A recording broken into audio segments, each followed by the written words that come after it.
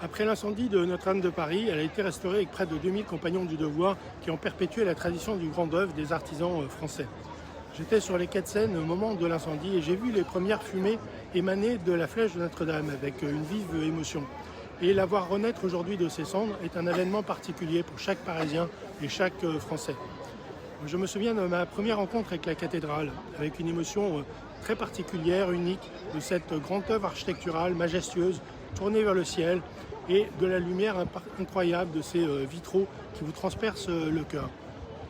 Après la sauvegarde de Notre-Dame, il faut désormais achever l'œuvre de Maurice de Sully qui a été entamée en 1163 et dont les 2 tours ont été achevées 185 ans après, à l'époque de Saint-Louis, mais dont il manque toujours les 2 flèches pour parachever la cathédrale Notre-Dame de Paris. Et j'appelle le président de la République, l'archevêque de Paris, à achever ce chantier du XXIe siècle.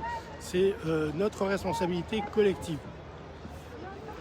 Les 6 vitraux de Viollet-le-Duc sur l'aile sud seront bientôt remplacés par l'œuvre de Claire Tabouret, avec des vitraux de format beaucoup plus grand, plus vif, mais qui ne respectent pas le format de petites vignettes d'origine des cathédrales qu'on retrouve encore dans le cœur de Notre-Dame de Paris.